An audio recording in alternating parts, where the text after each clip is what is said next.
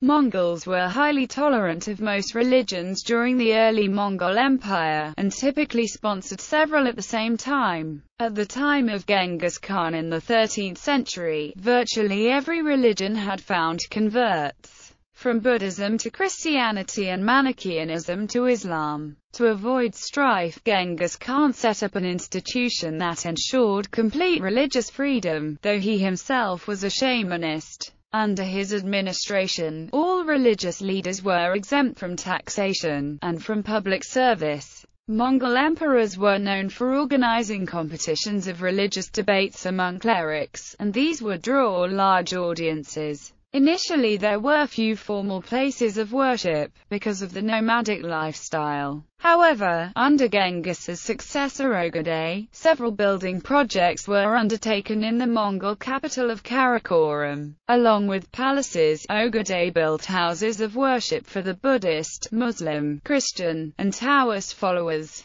The dominant religions at that time were Shamanism, Tengriism and Buddhism, although Ogedei's wife was a Christian. In later years of the empire, 3 of the 4 principal khanates embraced Islam, as Islam was favored over other religions. The Yuan Dynasty mainly adopted Tibetan Buddhism, while there were other religions practiced in the east of the Mongol Empire. Buddhism. Buddhists entered the service of the Mongol Empire in the early 13th century. Buddhist monasteries established in Karakoram were granted tax-exempt status, though the religion was not given official status by the Mongols until later. All variants of Buddhism, such as Chinese, Tibetan and Indian Buddhism flourished, though Tibetan Buddhism was eventually favored at the imperial level under Emperor Mongke, who appointed Namo from Kashmir as chief of all Buddhist monks. Ogedei's son and Gayak's younger brother, Khorton, became the governor of Ningxia and Gansu. He launched a military campaign into Tibet under the command of generals Liki and Dorda, and the marauding Mongols burned down Tibetan monuments such as the Riting Monastery and the Jile Temple in 1240.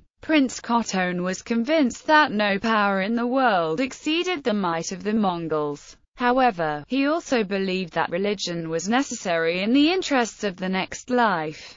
Thus he invited Sakya Pandita to his ordo. Prince Khotone was impressed and healed by Sakya Pandita's teachings and knowledge, and later became the first known Buddhist prince of the Mongol Empire. Kublai, the founder of Yuan Dynasty, also favored Buddhism. As early as the 1240s, he made contacts with the Chan Buddhist monk Huaiyun, who became his Buddhist advisor. Kublai's second son, whom he later officially designated as his successor in the Yuan Dynasty, was given a Chinese name, Zhenjin, by Huaiyun. Khatun Chabi influenced Kublai to be converted to Buddhism, as she had received the Evajra Tantra initiations from Phagspor and been impressed. Kublai appointed Phagspor his imperial preceptor, giving him power over all the Buddhist monks within the territory of the Yuan Dynasty. For the rest of the Yuan Dynasty in Mongolia and China, until the Mongols were overthrown in 1368. Tibetan lamas were the most influential Buddhist clergy. Via the Tibetan clergy, Indian Buddhist textual tradition strongly influenced the religious life in the empire. Some of the Ilkhans in Iran held Pam Gyu Pa order as their appanage in Tibet and lavishly patronized a variety of Indian, Tibetan and Chinese Buddhist monks.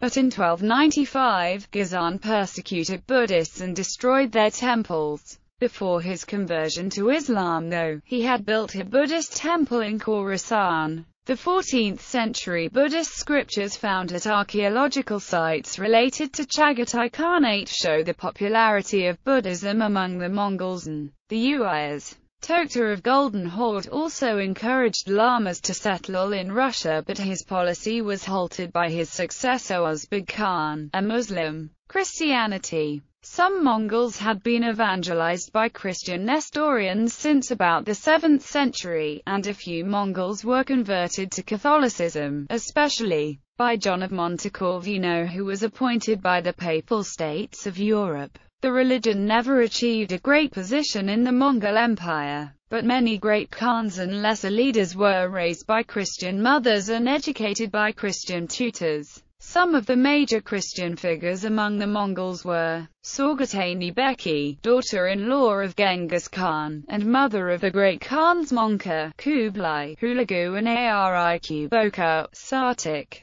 Khan of Golden Horde, Khatun, the mother of the ruler Abaka, Nyan, a descendant of one of Genghis Khan's brothers, who raised a rebellion against Kublai in Manchuria, Kitbuka, general of Mongol forces in the Levant, who fought in alliance with Christians. Marital alliances with Western powers also occurred, as in the 1265 marriage of Maria Paleologina, daughter of Emperor Michael VIII Paleologus, with Abaka. Tokta, Uljachu and Ozbeg had Greek Khatunts as well. The Mongol Empire contained the lands of the Eastern Orthodox Church in Caucasus and Russia, the Apostolic Church in Armenia and the Assyrian Church of Nestorians in Central Asia and Persia. The 13th century saw attempts at a Franco-Mongol alliance with exchange of ambassadors and even military collaboration with European Christians in the Holy Land. Ilkhan Abahar sent a Tumen to support Crusaders during the Ninth Crusade in 1271. The Nestorian Mongol Raban Bar Sauma visited some European courts in 1287 to 1288. At the same time, however, Islam began to take firm root amongst the Mongols, as those who embraced Christianity such as Tekuda became Muslim. After Ongudmar Yahbh Allaha, the monk of Kublai Khan, was elected a Catholicos of the Eastern Christian Church in 1281,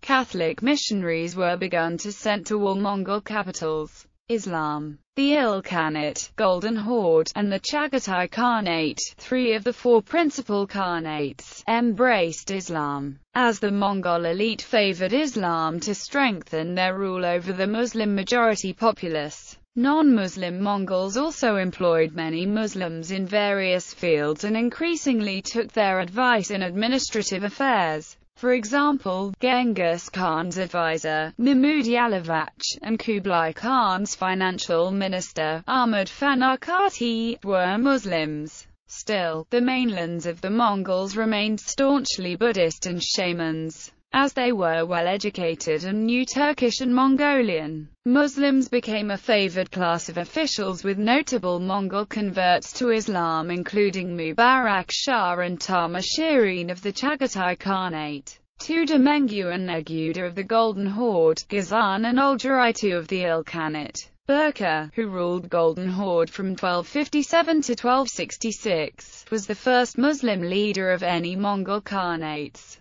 Ghazan was the first Muslim Khan to adopt Islam as national religion of Ilkhanate, followed by Uzbek of the Golden Horde, who urged his subjects to accept the religion as well. Ghazan continued his non-Muslim forefathers' approach toward religious tolerance. When Ghazan learned that some Buddhist monks feigned conversion to Islam due to the earlier destruction of some of their temples, he granted permission to all who wished to return to Tibet, where they could freely follow their faith and be among other Buddhists. Though in Chagatai Khanate, Buddhism and Shamanism flourished until the 1350s, when the western part of the Khanate embraced Islam quickly. The eastern part almost and slowed Islamization, until Tuflu Timur, who accepted Islam with his thousands of subjects. The Yuan Dynasty, unlike the Western Khanates, never converted to Islam. The other three Khanates accepted the suzerainty of Yuan Dynasty, but gradually that withered away. There had been many Muslim residing in Yuan Dynasty territory since Kublai Khan and his successors were tolerant of other religions. Nevertheless, Buddhism was the most influential religion within its territory. Contact between Yuan emperors in China and states in North Africa, India and Middle East lasted until the mid-14th century. Foreigners like Kugher Buddhists from Khartoum, Nestorian Christian Khanates, Naimans, Onguds, Jews, and Central Asian Muslims were classified as Samuran, various sorts, below the Mongols but above the Chinese. At the same time, the Mongols imported Central Asian Muslims to serve as administrators in China. The Mongols also sent Han Chinese and Khitans from China to serve as administrators over the Muslim population in Bukhara in Central Asia, using foreigners to curtail the power of the local peoples of both lands. Genghis Khan and the following Yuan emperors forbade Islamic practices like halal butchering, forcing Mongol methods of butchering animals on Muslims, and other restrictive decrees continued. Muslims had to slaughter sheep in secret. Genghis Khan directly called Muslims and Jews slaves, and demanded that they follow the Mongol method of eating rather than the halal method. Circumcision was also forbidden. Jews were also affected, and forbidden by the Mongols to eat kosher. Among all the subject alien peoples, only the Hui say, "We do not eat Mongol food." Singish Quan replied, "By the aid of heaven we have pacified you, you are our slaves. Yet you do not eat our food or drink. How can this be right?" He thereupon made them eat. "If you slaughter sheep, you will be considered guilty of a crime." He issued a regulation to that effect. In 1279–1280 under Kublai, all the Muslims say, "If someone else slaughters the animal, we do not eat." Because the poor people are upset by this, from now on, Musuluman, Muslim, Hui and Juhu, Jewish, Hui,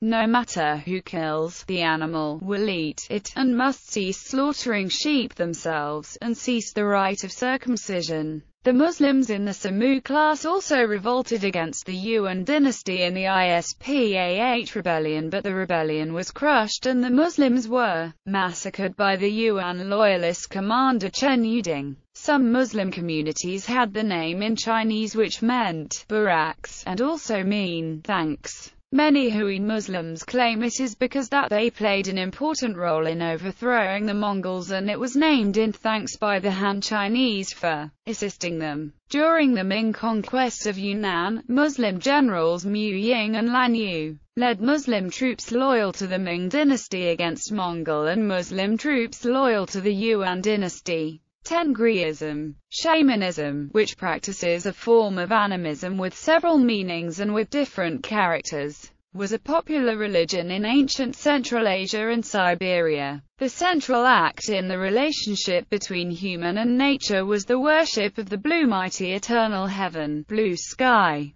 Genghis Khan showed his spiritual power was greater than others and himself to be a connector to heaven after the execution of rival shaman Tengrikökçü. Under the Mongol Empire, the Khans such as Barchu, Duwa, Kubikin Tokta kept a whole college of male shamans. Those shamans were divided into Bekas and others. The Bekas were camped in front of the Great Khan's palace while some shamans left behind it. In spite of astrological observations and regular calendar ceremonies, Mongol shamans led armies and performed weather magic. Shamans played a powerful political role behind the Mongol court. While Ghazan converted to Islam, he still practiced some elements of Mongol shamanism. The Yasa code remained in place and Mongol shamans were allowed to remain in the Ilkhanate Empire and remained politically influential throughout his reign as well as Uljichu's. However, ancient Mongol shamanistic traditions went into decline with the demise of Uljichu and with the rise of rulers practicing a purified form of Islam. With Islamization, the shamans were no longer important as had been they in Golden Horde and Ilkhanate, but they still performed in ritual ceremonies alongside the Nestors and Buddhist monks in Yuan Dynasty. Religion under Genghis Khan. As Genghis Khan united the Mongol tribes and waged war on most of Asia, he became known as one of the most ruthless and brutal warlords of all time. However, one hallmark during his military conquest was his tolerance of all religions. He embraced diversity and decreed religious freedom for everyone. Genghis Khan's tolerance proved to be beneficial for him. Khan continued to use religious persecution to his benefit. He would suppress people as spies in cities such as Baghdad and then take the land, assimilating all those willing. In her book Day of Empire, Amy Chua claims that the Mongols were more religiously open than any other power in the world. Genghis Khan's inner circle. After a failed assassination attempt on Genghis Khan, 100 of his men fled and nearly starved to death. While on the run, these men swore allegiance to one another, and remarkably these men included Buddhists, Christians, Muslims, and animists who worshipped the eternal blue sky and the god mountain of Burkhan Khildun. Defender of religions. When Muslim envoys came from Central Asia to seek Genghis Khan's protection from the religious persecution they faced under their Christian Khan Gutchlug, Genghis Khan was happy to help. He led a campaign into Balazaun and killed Gutchlug and declared religious freedom in all his lands. This earned Genghis Khan the title as Defender of Religions, and it was even said he was one of the mercies of the Lord and one of the bounties of His Divine Grace. Outside perspective. The Mongols' passion for religious tolerance appealed to writers of the 18th century. The Catholic inquisitors of Europe, wrote Edward Gibbon in a celebrated passage, who defended nonsense by cruelty, might have been confounded by the example of a barbarian, who anticipated the lessons of philosophy and established by his laws a system of pure theism and perfect toleration. He goes on to add, in a footnote, a singular conformity may be found between the religious laws of Genghis Khan and of Mr.